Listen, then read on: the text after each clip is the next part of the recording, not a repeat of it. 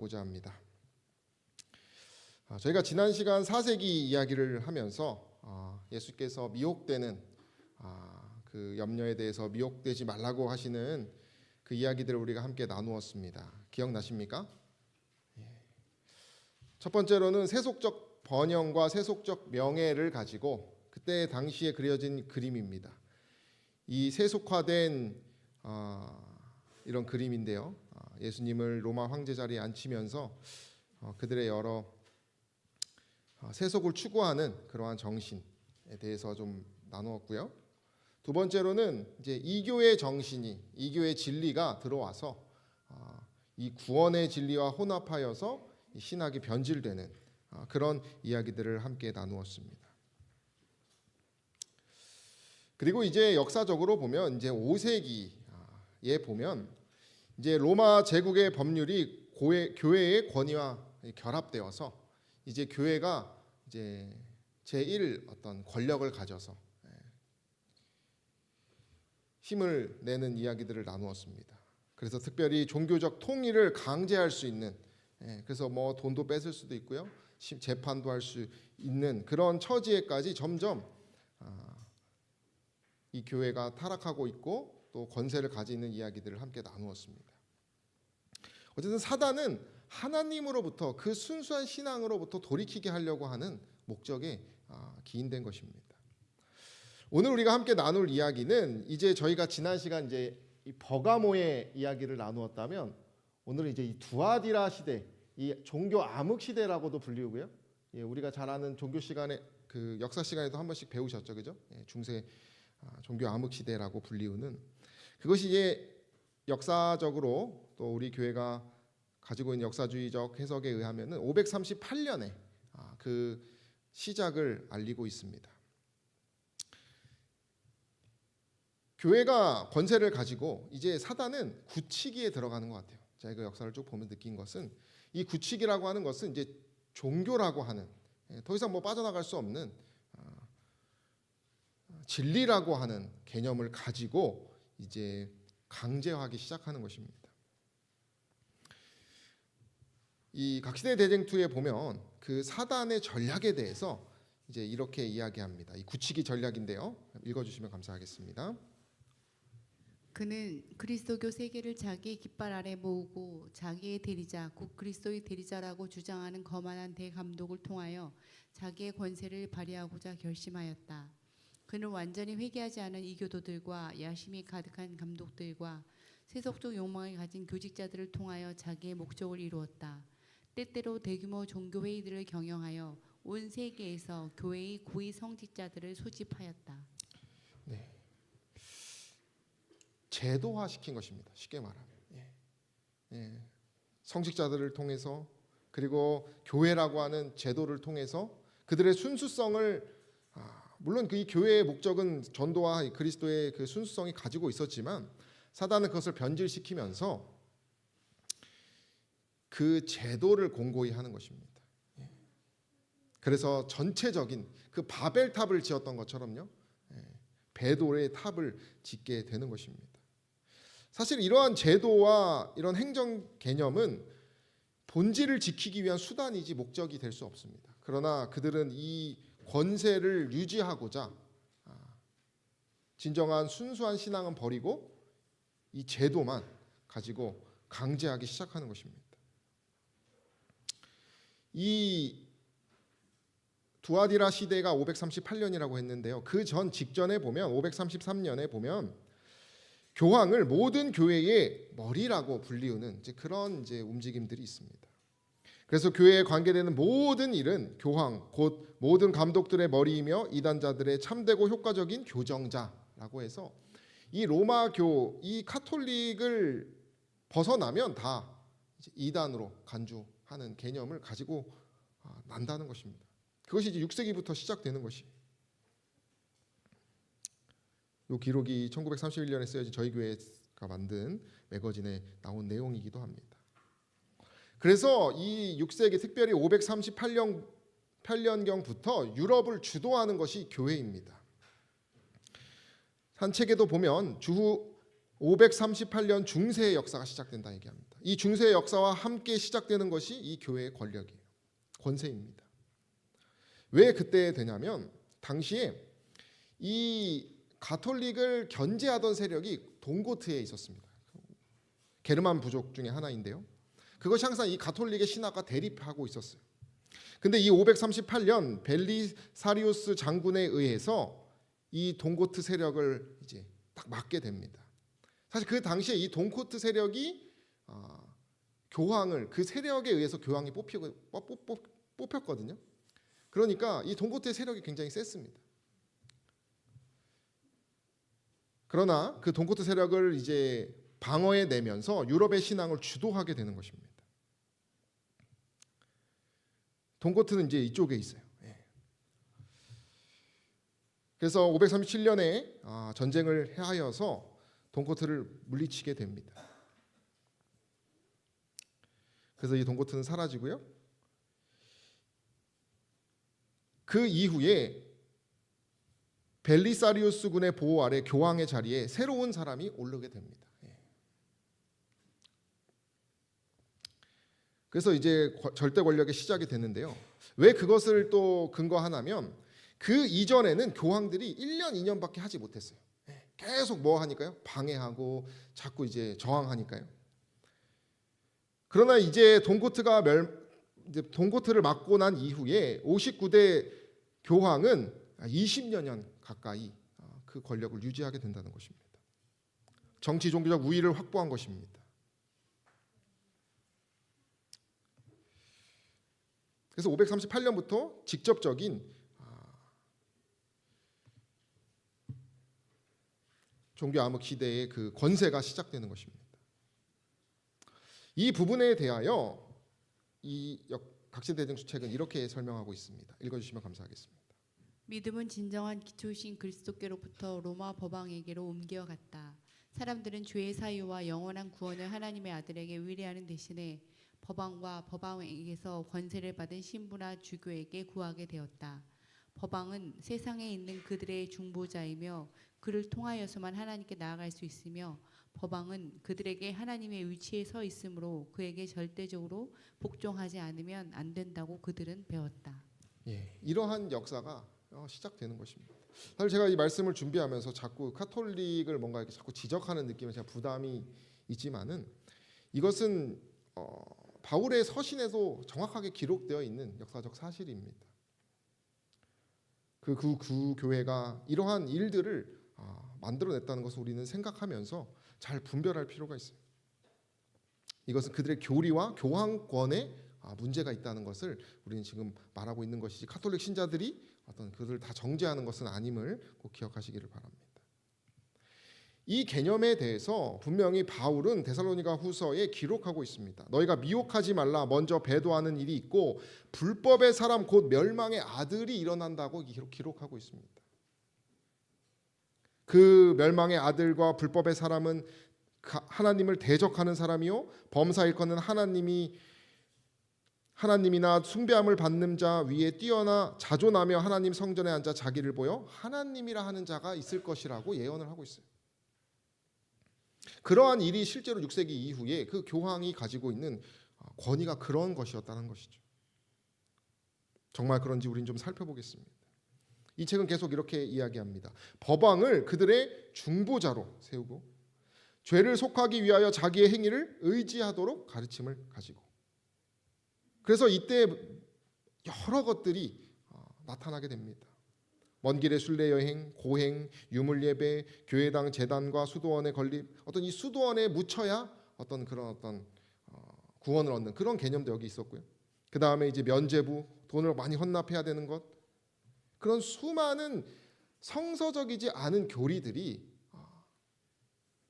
생겨나게 되었다는 것입니다. 읽어주시면 감사하겠습니다. 법왕권은 하나님의 율법을 변경시키고자 하였다. 우상 숭배를 금지하는 둘째 계명은 율법에서 제하여 버리고 넷째 계명은 안식일을 제7일 대신에 제1일의 준수를 인정하는 것처럼 고쳐버렸다. 네, 저희가 지금부터는 쭉 어떤 일들을 계속 변경했는지에 대해서 좀 살펴보겠습니다. 먼저는 예배일. 창조주를 기억하라고 하는 그 예배일을 바꿨다라고 하는 것입니다. 교회 사전에 보면 이런 얘기를 합니다. 가톨릭 교회 사전을 보면 교황은 때를 바꾸고 법을 폐지하고 모든 것을 버리고 심지어 그리스도의 계율까지도 배제할 수 있는 능력을 가지고 있다라고 가톨릭은 얘기합니다. 그들은 이 성경의 권위보다 하나님의 대리자인 교황의 그 권세가 더 크다는 것을 우리는 여기서 보게 되는 것입니다. 그래서 그들은 그렇게 역사학자는 이렇게 얘기합니다. 교회의 권위는 성경의 권위에 얽매일 수 없었습니다. 교회가 안식일을 그리스도의 명령이 아니라 자신의 권위에 의해 일요일로 변경했다라고 분명히 얘기합니다. 그래서 우상을 숭배하라고 하는 계명을 삭제하고 열째 계명을 둘로 나눠서 다시 새로운 십계명을 그들이 만든 것은 우리가 너무나 잘 알고 있어요. 이것은 1661년 교황이 한 말입니다. 그리스도의 교훈을 따라 모든 것을 버리는 것이 내 능력으로는 놀라운 일이 아니다.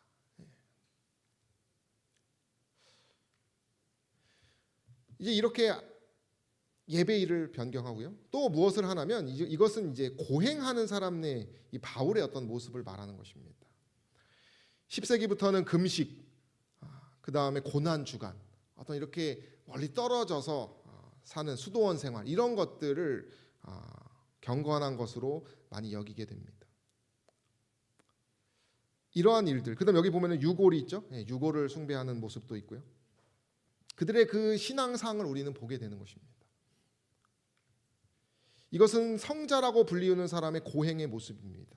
그 당시의 로마의 모습과는 너무나 비견되는 그런 초라한 모습을 가지고 있었어요. 그러나 이런 신앙이 가장 고상한 신앙이라고 그들은 가르쳤다는 것입니다. 그 신앙이 이 행위로, 이러한 어떤 행위로 복음을 얻을 수 있다라고 그들은 많은 이야기를 했다는 것입니다. 그러다 보니 이 보이는 이런 고행을 하다 보니까 진정한 기쁨, 이런 어떤 양심의 자유 이런 것들은 다 가질 수가 없었어요. 왜곡된 복음인 것입니다.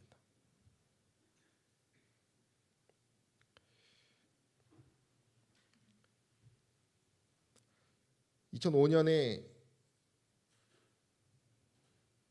150년 만에 공개한 카톨릭 신학교 신학생들의 이제 공부 방법이 이렇게 올라온 적이 있습니다. 보신 분들 계십니까?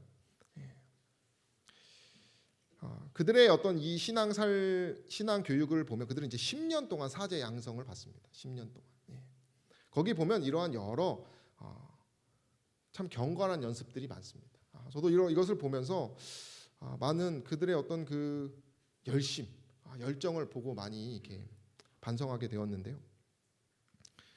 이제 그들의 여러 것들을 보면은 이제 이 옷이나 이 옷차림 이런 것을 굉장히 신경을 씁니다. 검은색은 교회의 자신을 봉헌함으로써 세속에 대한 죽었음을 상징한다고 하죠. 그래서 우리도 침례복도리가 검은색인 이유, 또 뭐 우리가 안수 받을 때 우리 교회도 역시나 그런 것들을 우린 가지고 있습니다. 그러나 이제 이 신학 이야기를 쭉 보면 양말은 무슨 색깔에, 외투는 어떤 것, 목도리는 어떻게 하고 그러한 아주 세부적인 그래서 하루에 3-4번씩 옷을 갈아입는 경우도 있다고 얘기합니다. 그리고 그들은 공동생활을 하면서 사제 수업을 받습니다. 가톨릭의 사제는 우리가 잘 알듯이 평생을 독신으로 청빈과 순종의 삶을 사는 것을 잘 알고 있습니다. 그리고 그들의 시간은 아주 다 일정해요. 피정이라고 해서 뭐 그런 일들이 있고요. 세속으로부터 다 떨어져서 그리고 이러한 의식과 형식의 예배를 경건하게 그들의 드리는 모습을 보게 됩니다. 우리가 어떤 이러한 경건의 모양도 참 중요하지만은 성경은 분명히 우리에게 얘기하기를 이런 것이 아니더라도 우리가 순종하는 것이 제사보다 낫다고 하고요. 형식보다는 정말 수양의 기름 같은 봉사의 모습보다는 우리가 들음으로 믿음으로 그리스도 앞에 나아가는 것에 대해서 성경은 더 이야기를 해주고 있다는 것이.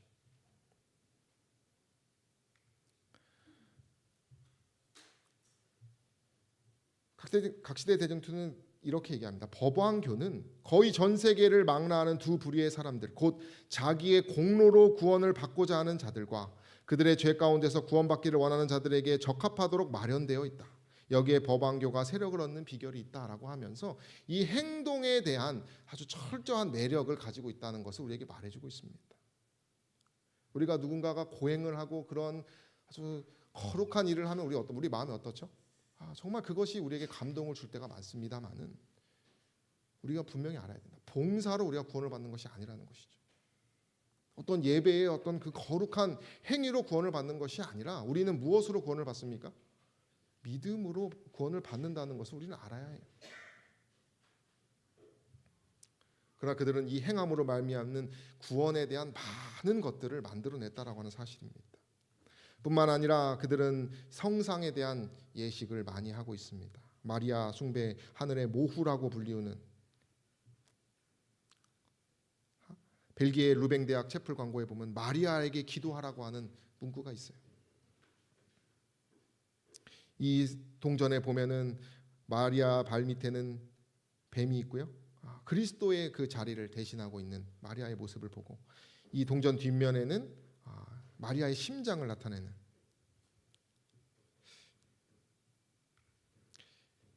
전에 교황이 우리 한국에 왔죠.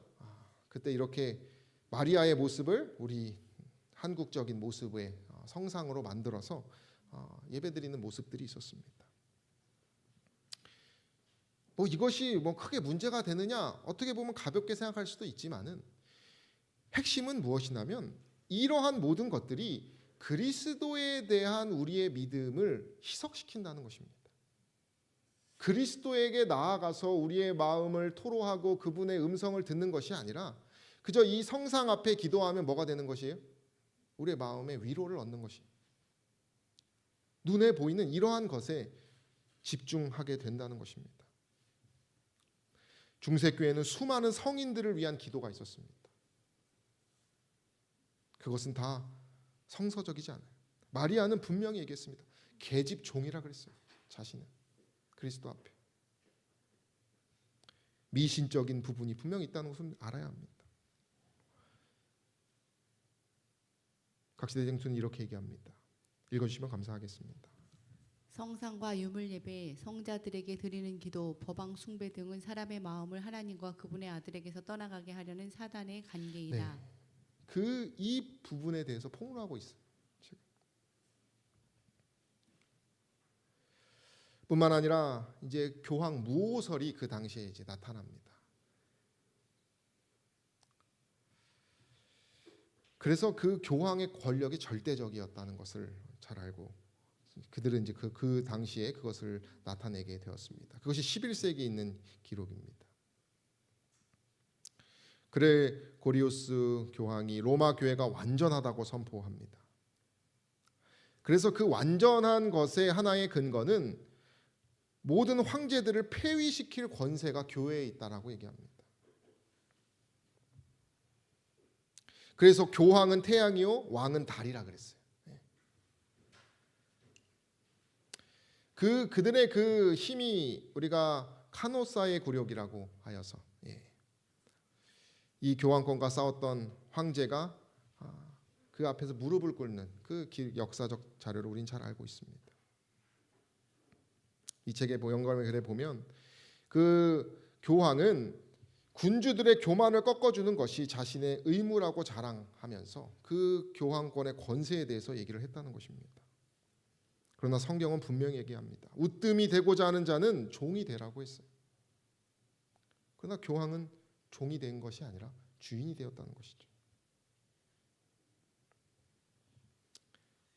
교황의 윤허가 있어야지만 그 권위가 있어야지만 나라를 통치할 수 있게까지 하는 힘을 가진 것이에요. 이 교황이 파문을 무기로 가지고 있다 보니까 그 당시의 신앙은 어땠을까요, 여러분? 두려움이 있었다는 것입니다. 이 두려움 가운데 신앙을 했다는 것입니다. 왕부터 농민까지 모두 교회를 두려워하는 것입니다. 공포 통치가 있었다라고 하는 것이죠. 그들은 정말 기꺼이 신앙을 했을까요? 기쁜 마음으로? 그렇지 못했을 것입니다.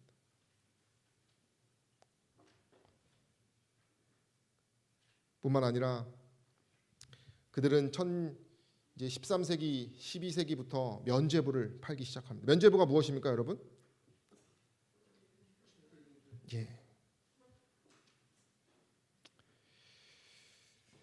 경제적으로 착취하면서 옆에 보이는 이 놀라운 화려한 궁전들은 성당들은 다 그러한 착취로 인해서 새겨지게 되었습니다. 중세교회는 그 어떤 교회보다 막대한 부를 누렸습니다. 11조와 면죄부 각종 헌납을 강요하면서 금고를 채웠다라고 기록합니다.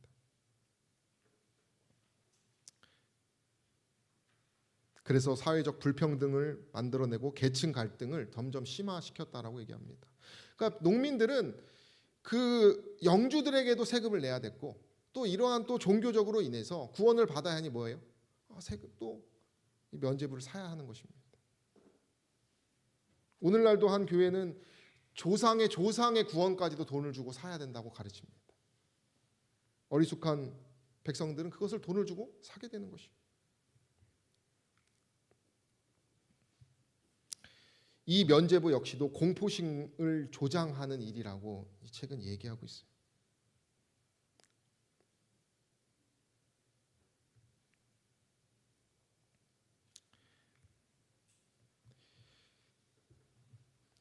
체인지라고 하는 잡지에 보면 쉽게 말해서 이렇게 설명합니다. 그 시대의 특징은 교회가 성경을 덮어놓고 인간들이 자기 마음대로 구원의 교리를 만들고 면죄부 등으로 사람을 미혹하면서 사람들의 구원을 교회가 결정했다라고 말한다는 것이죠.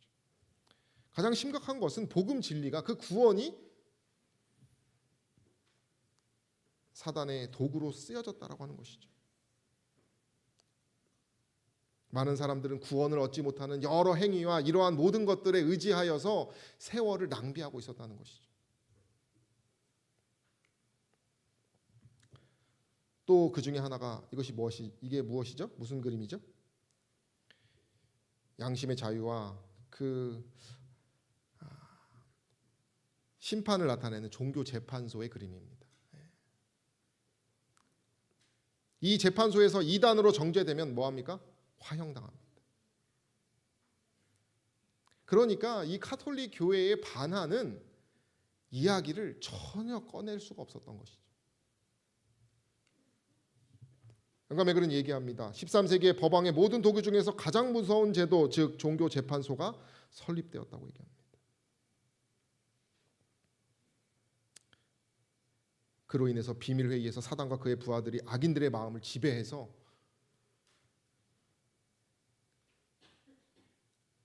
여러 순교자들을 내었다고. 여기 보면 성도들의 피에 취하였다. 이게 계시록의 기록 아닙니까?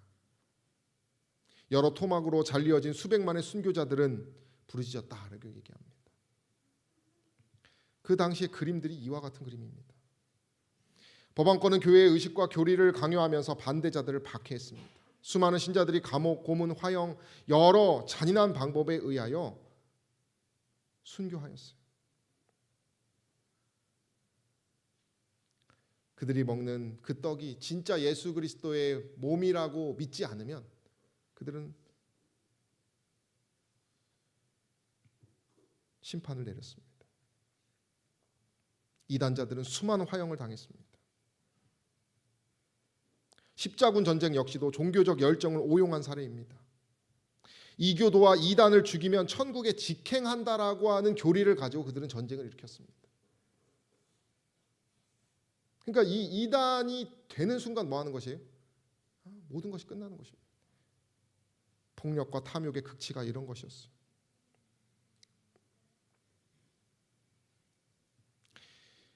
이 종교 재판소의 명분은 하나였습니다. 충성심, 이 교회에 대한 충성심을 더 공고하게 하기 위한 제도라고 가르쳤습니다.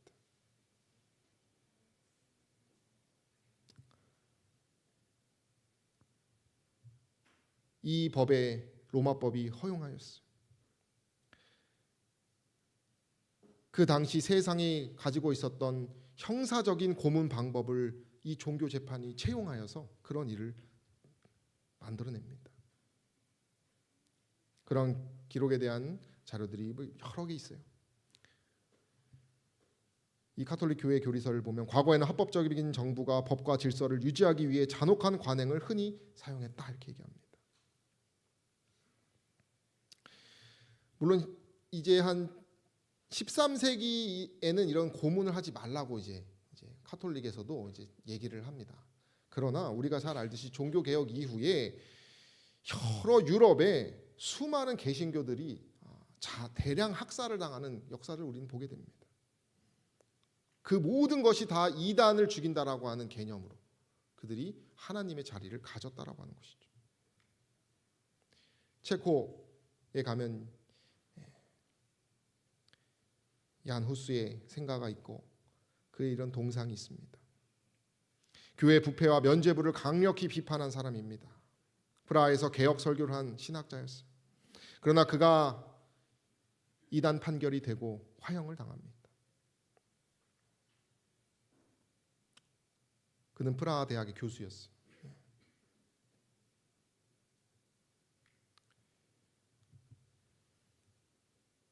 당시의 공공 기독교 법을 보면 교회는 신성한 권리로 이단자의 재산을 압수하고 그들을 감금하고 그들을 화염에 휩싸이게 할 수 있다라고 얘기합니다. 그래서 이때를 가장 교회의 암울한 시기라고 해서 종교 암흑 시대라고 얘기하는 것입니다.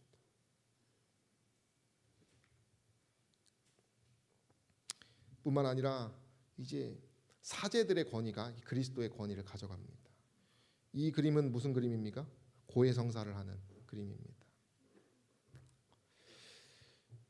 여러 책에 보면 죄인을 용서하고 죄인을 지옥의 사슬로부터 해방시킬 수 있는 단 하나의 피조물이 있는데 그것이 사제들이라고 얘기합니다. 그리고 사제들의 판단이 우선하고 그 위에 하나님께서 동의하신다라고 하는 개념을 가르치면서 이 사제들이 그리스도의 자리를 갖게 되는 것이 교회의 제도에 종속된 구원관을 갖게 되는 것입니다.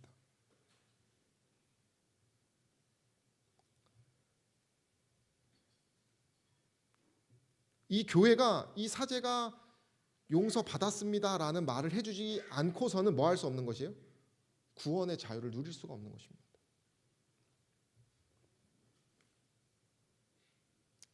그러나 이 책에서는 영감의 글은 얘기합니다. 교회가 죄를 사하는 권세를 가지고 있다는 주장은 로마 교도들에게 마음대로 죄를 범할 수 있다는 생각을 가지게 한다는 것입니다. 뿐만 아니라 죄를 고백하는 의식, 곧 그것이 없으면 용서를 받을 수 없다고 하는 그 의식 또한 죄를 범하도록 허용되어 있는 것처럼 하게 만든다는 것이죠. 그리고 이 사제들은 술을 먹기도 하고 그 인간적인 모습들이 있습니다. 그런 인간적인 모습의 사람이 그런 사람에게 죄를 고백하고 그들이 죄를 용서한다라고 하는 개념 자체가 하나님을 더럽히는 개념이라고 이 책은 얘기합니다.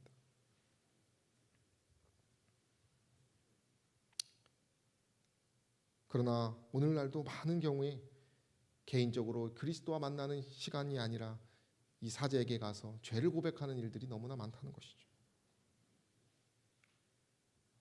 뿐만 아니라 그들은 성경을 감추게 됩니다. 평신도는 신구약 성서를 소유하거나 읽는 것을 금하는 제도가 나타나게 됩니다. 독일 보름스에 가면은 루터 그 종교개혁 기념비가 있어요. 그러면 이제 그 종교개혁을 나타낸 많은 사람들이 이렇게 조각이 되어 있는데 그 중에 한 명이 이 오른쪽에 있는 위클리프라고 하는 사람입니다. 이 사람 역시도 교황권과 면죄부를 비판했어요. 그리고 성경의 권위를 강조했던 개혁자였습니다. 그는 1382년 영어 번역본 성경을 만든 사람이에요. 그러나 그를 이다든 자로 정죄하면서 그가 죽은 이후 거의 50년 이후에 그의 유고를 파내어 가지고 불태웁니다. 이 교황권에서 성경을 다 감추게 되는 것이죠. 이 성경 말씀을 모르니 영적 무지와 맹신이 계속 증가한 것입니다. 엉뚱한 것도 다 받아들이는 것입니다. 돈 주면 구원받고 마리아상이 나를 구원하고 여러 그 성서적이지 않은 이교에 희석된 그러한 교리들이 그 신앙, 그 시대의 신앙관을 형성했다라고 하는 사실이에요.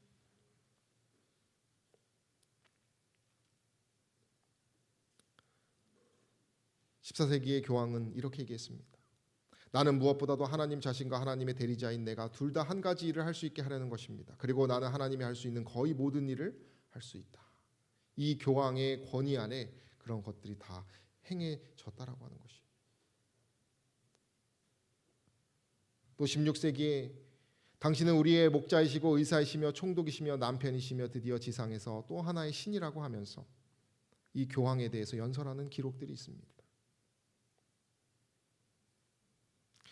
이것은 사실은 성서적으로 보면 신성모독입니다만은 그렇게 될 수가 없었어요. 왜냐하면 교회가 공식적으로 가지고 있는 입장이었기 때문에 그 누구도 이것을 반할 수가 없었다라고 하는 사실입니다.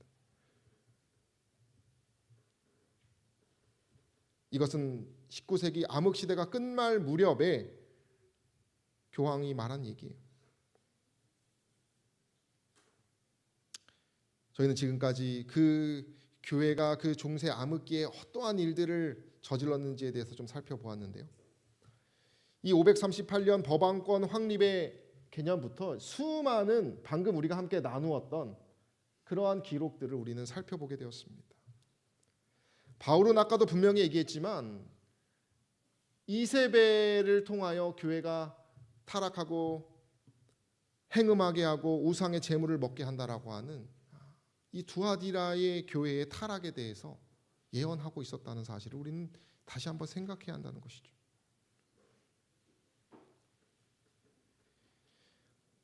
그리스도인들은 믿음의 절개를 버리고 법왕교회의 의식과 예배를 받아들이든지 지하 감옥에 갇히거나 고문대와 화형과 차명 집행자의 칼에 생명을 빼앗기든지 그 어느 것 하나를 선택할 수밖에 없게 되었다라고 하는 것이 그 시대의 모습이라고 하는 것이죠. 그래서 성경은 여자가 광야로 도망갔다라고 합니다. 그러한 여기 보면 전쟁터라고 기록하고 있어요. 이러한 권세에 대해서 계시록은 용이 자기의 능력과 보좌와 큰 권세를 짐승에게 주었다라고 기록하고 있습니다. 그 짐승은 큰 말과 참란된 말을 하는 입을 가지고 42달, 이것이 1260일인데요. 이것을 이제 예언 해석 원칙에 의하면 1260년이라고 합니다. 그래서 538년부터 1260년간 거의 1000년간 가까이의 1000년 이상의 시간을 이 교황권이 힘을 가지고 그리스도의 자리를 대신한 기록을 우리는 보게 됩니다. 하나님을 향하여 회방하되 그의 이름과 그의 장막 곧 하늘에 거하는 자들을 회방하고 권세를 받아 성도들과 싸워 이기게 되고 각 족속과 방언 백성과 방언과 나라를 다스리는 권세를 받았다라고 해서 이러한 일들을 만들어냈다는 것을 우리가 알아야 합니다. 계시록에는 이 두아디라 교회에 대해서 분명히 얘기합니다. 내 사업과 사랑과 믿음과 섬김과 인내가 그들이 있었다라고 합니다. 그러나 이 두아디라 교회는 여자 이세벨을 내가 용납하여서 행음하게 하고 우상의 제물을 먹게 한다고 얘기해요. 그리고 회개할 기회를 주었지만 음행을 회개하고자 아니하는 교회에 대해서 폭로하고 있는 것이 계시록의 예언입니다.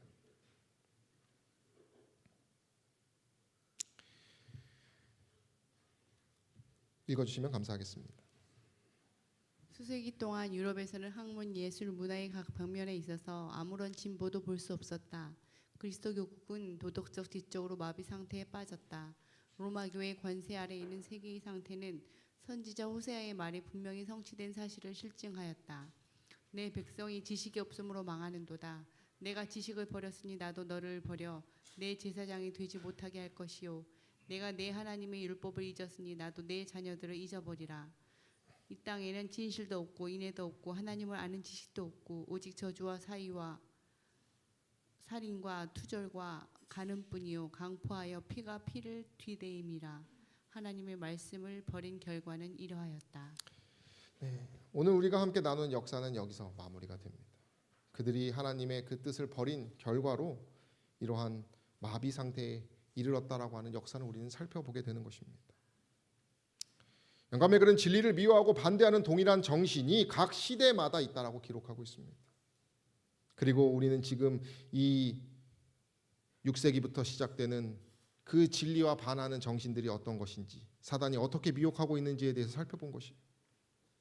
그래서 예수께서는 깨어 있으라, 내가 너희에게 하는 이 말이 모든 사람에게 하는 말이라고 말한다라고 하는 사실을 오늘 이 시간 우리는 기억해야 한다는 것입니다. 그렇다면 우리가 오늘 함께 나눈 이 행음의 그 사단의 권세의 역사를 통해서 배울 교훈이 무엇인가? 우리가 세 가지를 좀 가지고 왔는데요. 이 그림을 보시면 한 사람이 뭘 들고 갑니까? 태양 그려져 있는 그림을 들고 갑니다. 그래서 많은 사람들이 그것을 쫓아 따라갑니다. 내 친구가 가니 나도 가는 것입니다. 내가 존경하는 누군가가 가니 따라가는 것입니다. 그러나 왼쪽의 그림을 보면 실제 태양은 어디에 떠 있습니까? 반대에 떠 있다는 것을 보게 됩니다. 우리가 이 그림의 개념처럼 진리의 등불을 교회나 남이 아닌 우리가 스스로 들어야 된다라고 하는 것입니다. 영적 무지로부터 우리가 벗어나기 위해서는 그저 어떤 누군가를 따라가고 누군가의 교훈을 배우는 것이 아니라 그 교훈을 스스로 우리가 공부하면서 나의 삶과 밀접하게 적용해 보는 것입니다.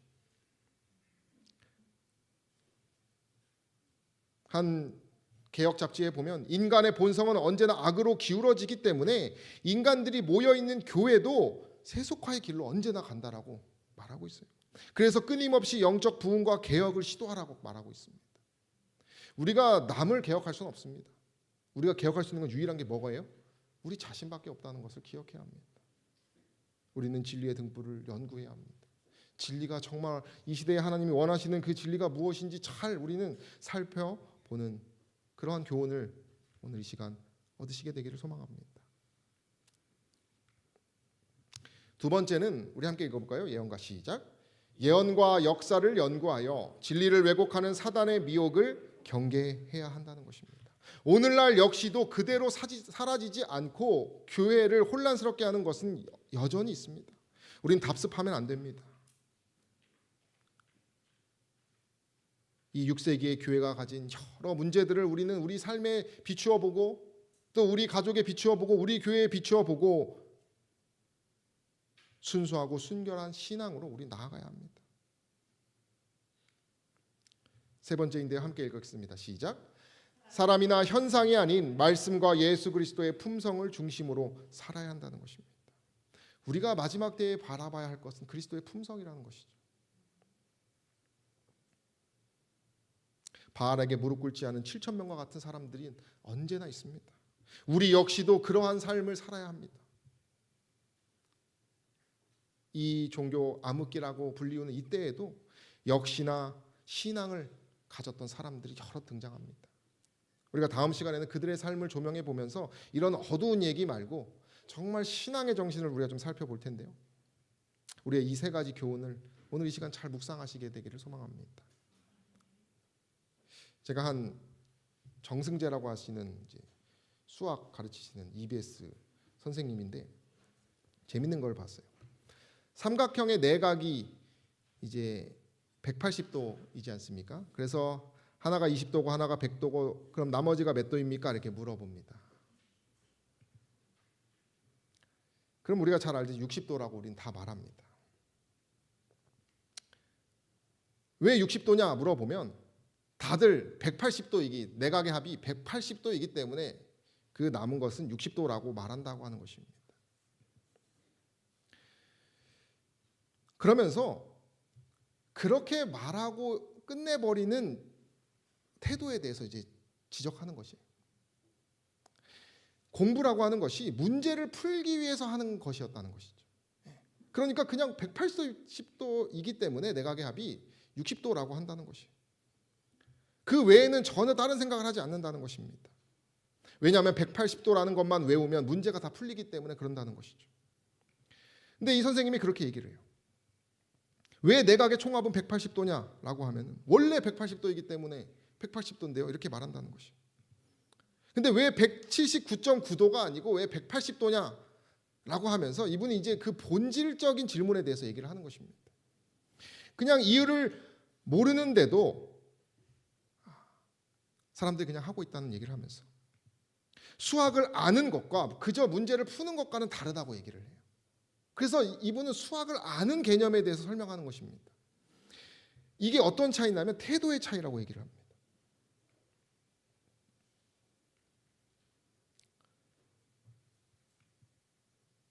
그래서 수학을 푸는 거에 목적을 두지 말고 이 수학에 대해서 생각하라는 얘기를 해요.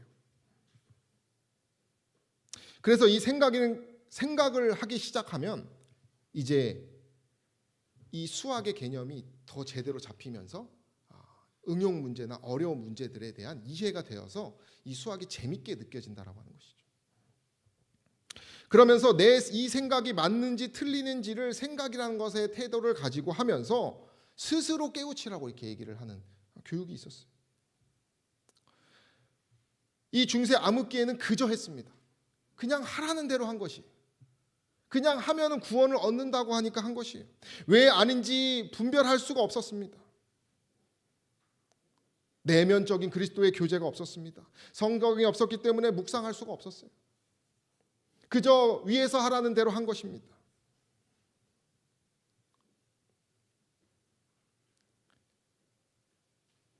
그런 것이 아니라 우리는 뭐 해야 돼요?